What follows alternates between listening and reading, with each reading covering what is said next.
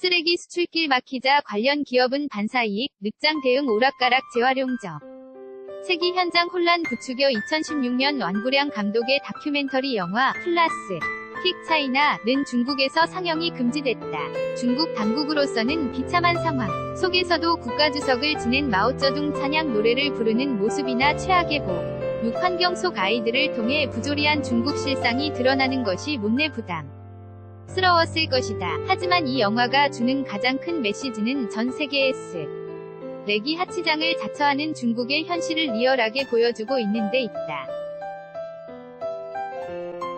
중국 당국은 영화 상영을 금지했지만 플라스틱 차이나는 2016년 암스테르담 국제 다큐멘터리 영화제 등 각종 국제영화제를 휩쓸고 중국 내에서도 온라인으로 인기를 끌면서 비난 여론이 비등했다.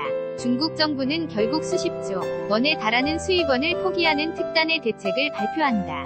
지난해 7월 중국 환경보호부는 올 연말부터 폐플라스틱, 분류되지 않은 폐지, 폐금속,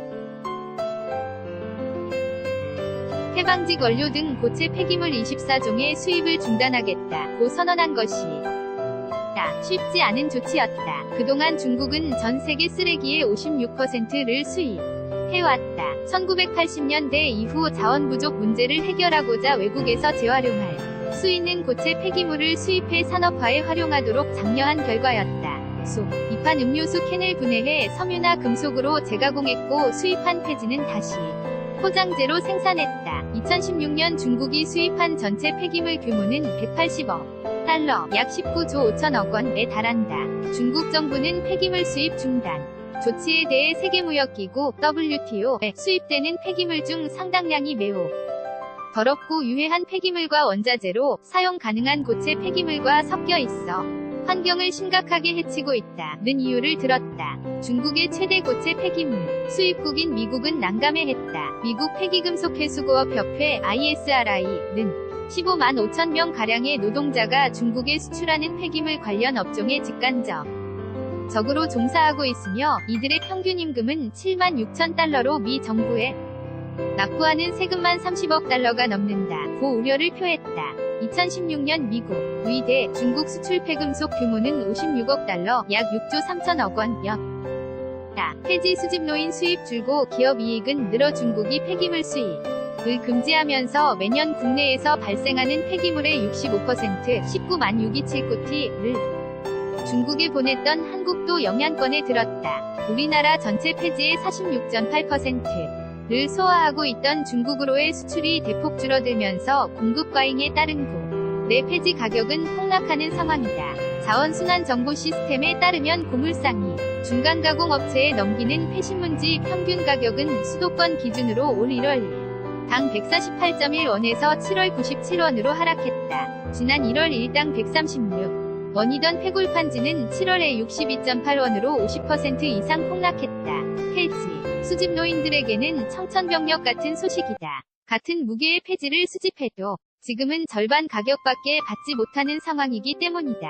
반사이익을 얻는 곳도 있다. 제지업계다. 폐지에서 생산되는 종이는 상대적으로 질은 떨어져 도산업용지로 쓰기에는 적합하다. 택배 등에 쓰이는 포장지나 골판지도 폐지로 생산된다. 폐지 가격이 낮아지면서 비용 부담은 줄어든 반면 제품 판매는 늘고 있어 제지업체들의 수익성이 크게 개선된 상태다. 올해 초 1만 3,550원이던 한솔재지의 주가는 현재 2만원 초반대를 형성하고 있다. 한솔재지 관계자는 중국이 폐지 수입을 중단하면서 산업용지 원재료인 고지 폐지 가격이 낮아져 생산 비용이 줄었다며 나아가 폐지 부족에 따른 중국업체의 산업용지 단가가 올라 상대적으로 우리의 수출 환경이 좋아졌다고 설명했다. 증권가도 긍정적 전망을 잇따라 내놓고 있다. 하나금융투자는 한솔재지가 올해 2분기 좋은 실적을 거뒀다며 목표 주가를 26,000원에서 28,800원으로 상향했다. 이정기 하나금융투자연구원은 올해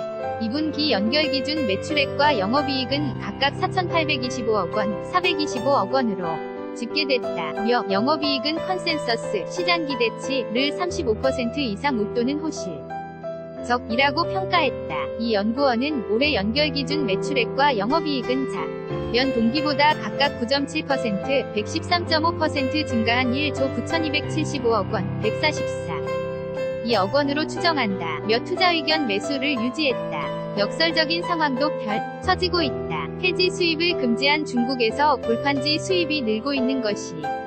골판지의 원재료인 폐지 수입이 제한되면서 중국 내 골판지 생산이 차질을 빚고 있기 때문이다. 6월 우리나라 골판지 수출량은 42,000T로 2010년 3월 이후 최대 물량을 기록했다. 국내 골판지 수출의 중국 비중도 지난해 18.6%에서 올 상반기 32.1%, 6월에는 53%까지 급등했다. 최문선 한국투자증권연구원은 골판지 원지 생산에 어려움을 겪고 있는 중국이 원지 수입을 늘리고 있다며 우리 업체의 수출이 늘어나면 국내 골판지 원지 수급을 걱정해야 하는 상황이라고 내다봤다. 골판지 업계 관계자는 골판지 원재료인 폐지 가격이 하락해 영업이익률은 급증하는데 수출량마저 증가하면서 유사일의 최대 호황이라는 말이 나온다. 고전했다. 특히 매출액 비중 대부분을 골판지 상자 51.45%와 골판지 원지 48.55%가 차지하는 신대양재지의 경우 지난 1년 동안 주가가 3배 가까이 올랐고 상승 여력이 여전히 크다는 분석이다. 석유화학 업계도 비슷한 상황이다. 중국 내 폐플라스틱 수입에 제동이 걸려 재활용된 제품의 수요가 일반 제품의 수요로 전환되면서 폐플라스틱 수입량의 가장 큰 부분을 차지하는 폴리에틸렌, PE와 폴리에틸렌 테레프탈레이트, 페트 등 화학제품의 수요가 증가할 것이라는 분석이다. 조현열 삼성증권 연구원은 지난해 폐플라스틱 수입량 735만 T 중 PE가 253만 T, 페트가 53만 T로 가장 많은 비중을 차지했다고 밝혔다. 그는 작년 중국의 PE 수요가 2,600만 T이고 폐 PE의 수입 규모는 전체의 10% 수준이 란 점을 감안하면 절반만 치환돼도 중국의 수요는 5%가량 성장할 수 있을 것이라고 내다봤다. 쓰레기 대란에 이어 플라스틱컵 혼란 가중기업 은호 시절을 누리는 데 비해 정작 우리나라 국민은 재활용 쓰레기 대란이란 곤욕을 치렀다. 지난 4월 재활용 쓰레기 수거업체들이 더러운 폐비, 밀이나 색이 들어간 스티로폼 등을 수거해 가지 않겠다고 통보했기 때문이다.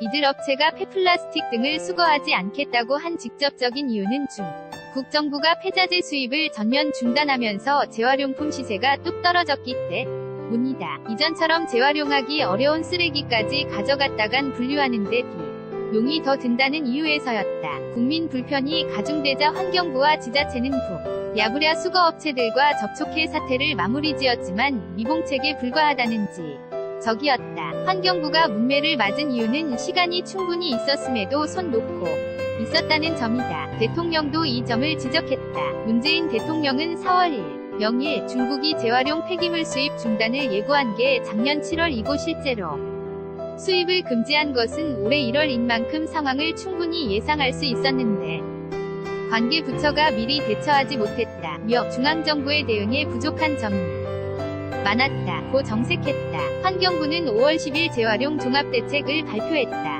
4년 안에 비닐봉투와 일회용 컵 사용량을 30% 이상 줄이고 203년까지 플라스틱 폐기물 발생량 50% 감축 및 70% 재활용을 목표로 단계별 대책을 추진한다는 게 골자다. 이 가운데 8월부터 시행된 커피 전문 일회용 플라스틱 컵 사용 자제 지침은 국민들의 피부에 와 닿는 내용이었다. 일대 혼란이 빚어졌기 때문이다. 충분한 설명과 홍보가 부족한 상태에서 사안이 진행되자 커피 전문점과 손님들 사이에서 실랑이가 벌어졌다. 청와 대국민청원 홈페이지에 글을 올린 한 커피 전문점 점주는 일회용 컵 사용 제한으로 매장 내에서 컵을 사용하는데 추가로 설거지하는 인력의 충원이나 장비, 세척기, 구매 등 추가 운영 비용이 증가한다고 하소연했다. 그는 일회용 컵 대체품을 확보하지 않은 상태에서 진행하는 것은 무책임한 처사라며 대책을 촉구했다. 이에 홍수열 자원순환사회경제연구소 소장은 회용품 규제 강화는 김은경 환경부 장관 취임 이후 시작됐고 이미 일회용 컵 보증금제 업체와의 자율협약 등이 진행되고 있었다고 확인했다. 그래서 쓰레기 대란 이후 환경부 책임론이 강하게 제기되면서 가시적인 성과를 얻기 위해 규제의 속도와 강도가 높아지면서 스텝이 꼬이게 된 측면이 있다고 언급했다. 홍 소장은 플라스틱컵 규제만 부각되는 상황에 대해서도 우려를 표했다. 플라스틱컵 대신 사용하는 일회용 종이컵은 비닐로 코팅돼 있어 재활용이 쉽지 않기 때문이다. 같은 재질로 만드는 영화관 팝콘통에 대한 규제는 없다. 홍 소장은 일회용품을 대체하자는 것인지 플라스틱은 안 되고 종이는 된다는 것인지 불명확해 규제 현장에서 혼란이 생긴다. 면서 일회용품 사용 규제의 근본 정책 목표와도 맞지 않는 상황이라고 분석했다. 쓰레기 대란 원인 폐기물 대책은 요원 긍정적으로 봐야 한다. 는 시각도 있다. 박상우 충남도립대 교수, 저탄소자원순환연구소장은 10대책이 구체적 목표를 달성하기 위한 다양한 정책 수단을 활용하고 있고 제품의 전 생애주기 단계에 대해 대책을 마련했다. 면서 지금까지 폐기 물 관리 정책 측면에서 접근한 차원을 넘어선 것이라고 후한 점수를 줬다.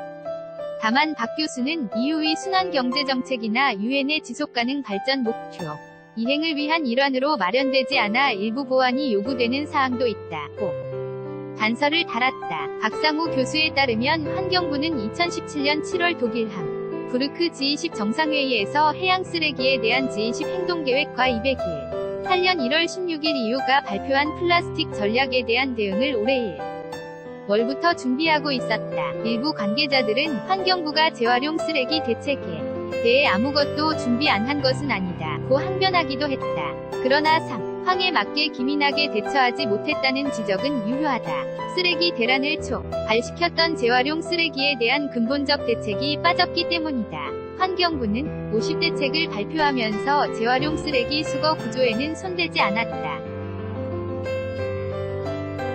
다만 민간업체가 수거를 거부하려면 3개월 전에 지자체에 신고하도록 보완책을 내놓는 수준에 그쳤다. 이장근 한국폐자원에너지협동조합 이사장은 쓰레기 대란은 단순히 수거 문제로만 볼 수 없다며 수거와 선별, 소각, 매립, 에너지 재활용 등 다양한 이해관계가 얽혀있는 사안이라고 밝혔다. 이 이사장은 일회용품 배출 자체를 줄이는 문제뿐만 아니라 이미 발생된 쓰레기를 어떻게 처리할 것인지 고민해야 한다고 강조한다. 그는 중국 수출이 막히면서 생활용 산업용 폐기물이 계속 쌓이고 있다면서 매립 장소 각장이 한계에 다다르고 있는데 규제만 하고 있다고 안타까워했다. 대표적 사례가 SRF 열병합발전소다. SRF 솔리드 리퓨즈 퓨얼 고형 폐기물 연료는 가연성 생활쓰레기 중 다이옥신이 발생할 우려가 높은 PVC, 납, 폐고무류 등을 제외한 쓰레기를 압축 고형화한 수분율 10% 이하의 고형 연료를 뜻한다. 매립 소각되는 생활쓰레기를 신재생 연료로 재사용한다는 취지로 정부가 추진했던 쓰레기 자원화 정책이지만 현재 한 걸음도 나아가지 못하고 있다. 정부가 대도시 내 SRF 사용 제한 조치를 내렸기 때문이다. 환경부는 지난해 12월 미세먼지 관리 종합대책으로 인구 밀집 지역인 서울, 부산, 인천, 대구, 광주, 대전, 울산 등 전국 7대주요 도시를 비롯해 경기도 13개시 단위를 고형연료 사용 제한지 역으로 지정했다. 현재 SRF 나 에너지 재활용 업체가 300곳이 넘지만 규제로 인해 무용지물인 상태다. 이 이사장은 SRF를 만들어도 쓰지 못하니 폐기물로 전락해 돈을 주며 처리하는 실정이라고 혀를 찼다. 그는 환경정책은 산업 전반에 미칠 영향을 고려해 장기적이면서도 체계적으로 진행해야 하는데도 지금 환경부의 모습은 탁상행정, 전시행정이라고 볼 수밖에 없다고 주장했다. 허인회 월간 중앙 기자 ho.inhoe@angang.co.kr